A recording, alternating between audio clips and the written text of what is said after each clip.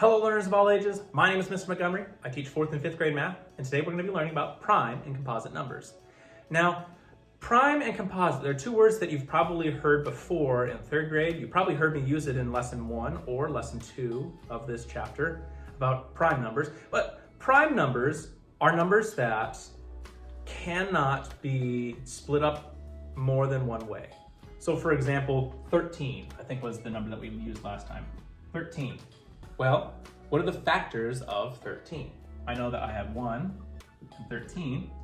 13 is not an even number, so 2 can't go into it. 1 plus 3 is 4, so it's not divisible by 3. 4, 8, 12. No, it can't be by 4. It's not 5, because it doesn't end in a 5 or a 0. 6, 12. No. 7, 14. Nope. 8, 16. Nope. 9, 18, nope. Doesn't work with 10 because it doesn't end in a 0. 11, no. 12, no. Already back at 13. So a prime number is when it only has 2 numbers associated with how it is made. The way that I like to help kids remember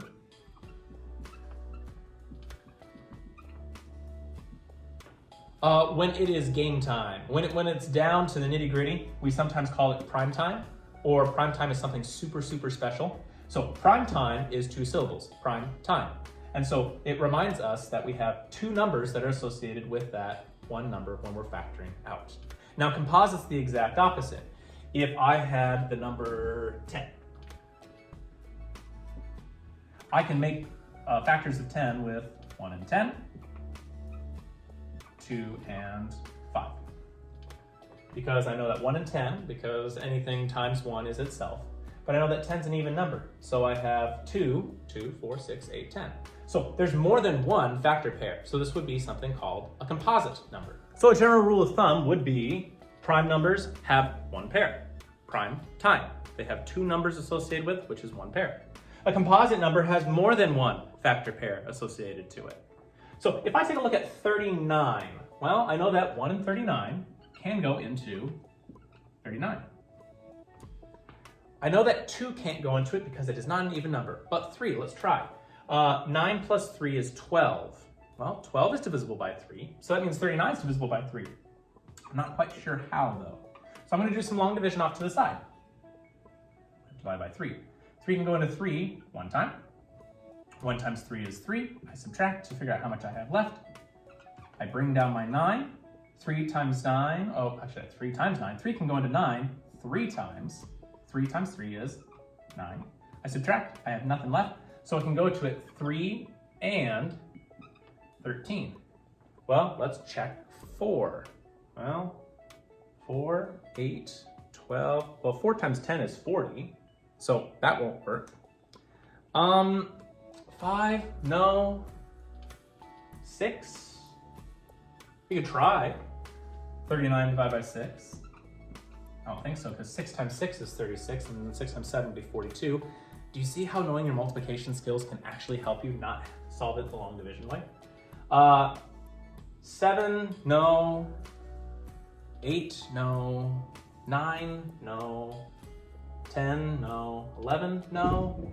And we're back to 13. So I have 1 set, 2 sets, or 1 pair, 2 pair. 39 would be a composite number. In your guys' homework, they're going to be asking you to try and figure out if the number is prime or composite. And if it is prime or composite, they want you to list out the factor pairs that you've been working on for the past couple of lessons. Now 47. Okay, well, 47. I know that right off the bat, it's not an even number. If I had 7 plus 4, 7, 8, 9, 10, 11, that's not divisible by 3. So we know that we can cut out 2, 5, 10, and 3. We know that 1 and 47. 1 and 47 can work. I already said 2 can't work, 3 can't work, 4 can't work because 48 would be there. 5 can't work, 6 can't work, 7 can't work, 8 can't work, 9 can't work, 10 can't work. I think this number is a prime number. meaning that only 1 and 47 can go into it. It only has one pair, which means that it is a prime number. All right, my fourth grade friends, if we take a look at our homework page on page 128, your practice problems on your homework page are number 1 and number 2. The directions say write the factors for the numbers. Then write, is it a prime or a composite number? So first things first, we're going to find the factors of each number, 33 and 71, and figure out, is it a prime number or is it a composite number?